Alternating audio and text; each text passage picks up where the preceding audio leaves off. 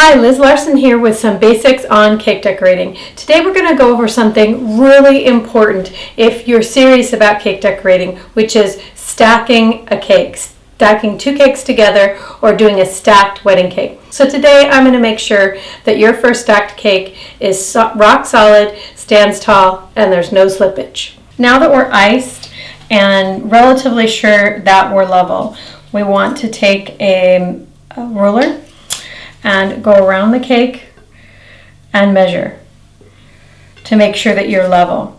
A stacked cake will look like it's falling over if any of your layers are not level and flat. So make sure you go around. This works great. There's a sewing tool that works great.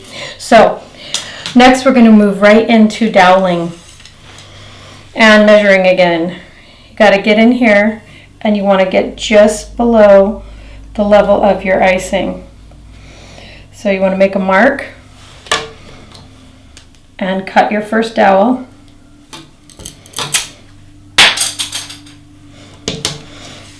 And then measure your dowels from there. So what we need is, for this cake we have a 6-inch round going on top, so we just need 6 dowels. And we're going to mark them in about a 4-inch circle, so about 2 inches or an inch in all the way around from the largest part of our the cake that's going on next. And we want to do a test. Make sure our dowels are the right length.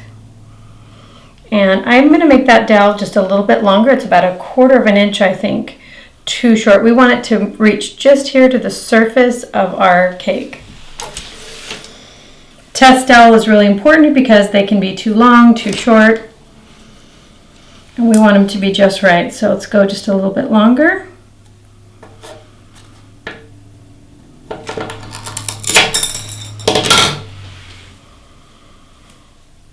And retest. See that I'm pushing that in with another dowel, and we're just about right there. The reason that we do them a circle underneath is to support all the way around.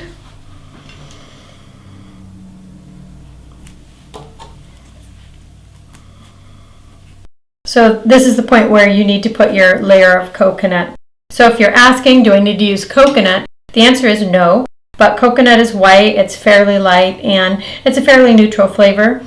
You can use nuts, you can use chocolate chips, anything that's going to keep the two layers from sticking together and keeping your top tier from ripping the top off your bottom tier when you separate it. So now we're doweled and our coconut is on, and we're ready to put our second layer on top. I want to take this time to mention that every cake that you're going to stack on top needs its own board. So my 6-inch cake has a 6-inch board.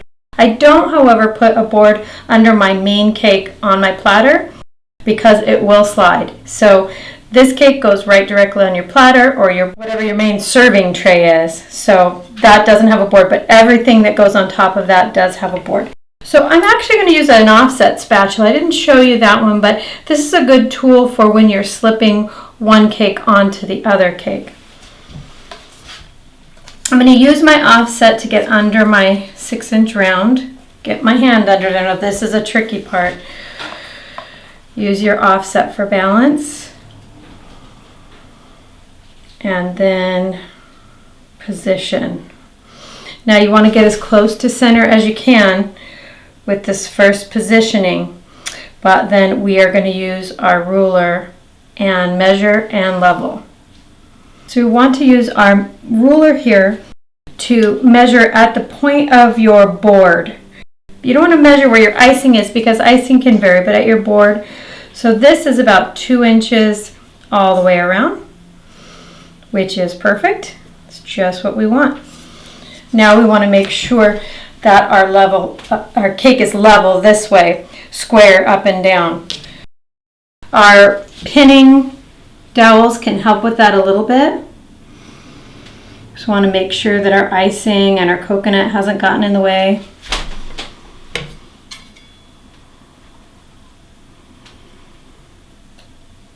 Now, you can measure the overall height, but a big part of this is going to be eyeballing it. So you need to stand back at every angle and make sure that your cake looks square this way.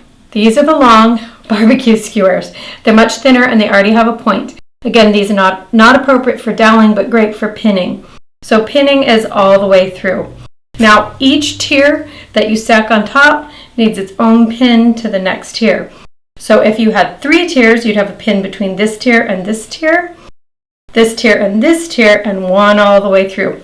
Sounds like a lot, but it will definitely prevent sliding and tipping over. So let's place our first dowel.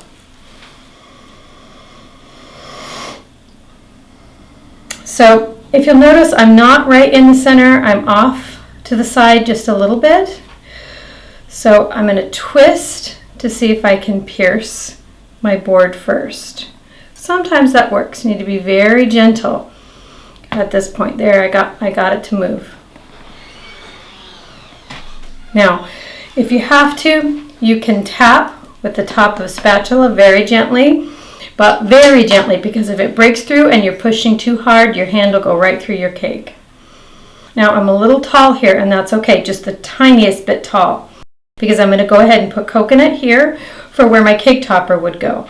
If not, I would be covering in flowers, but I want to be able to grip this dowel and pull it out to separate and cut the cakes. Now, for this little tiny cake, we really only need 1 pin. However, if I'm delivering this cake and it has to go in a car for very much longer, I want to go ahead and put another pin, just for safety. These dowels can also help support your cake topper if it's heavy, and if it is very heavy, you might want to put another ring of supports here. So there's your basics for how to stack a cake. I hope you learned everything you needed to know. If you use this doweling method, you'll be stacking a cake like a pro. Check and double check for your side to side straightness, for your up and down straightness. But beyond that, this doweling method works amazing. Thanks for watching. Don't forget to subscribe, and we'll see you all next time.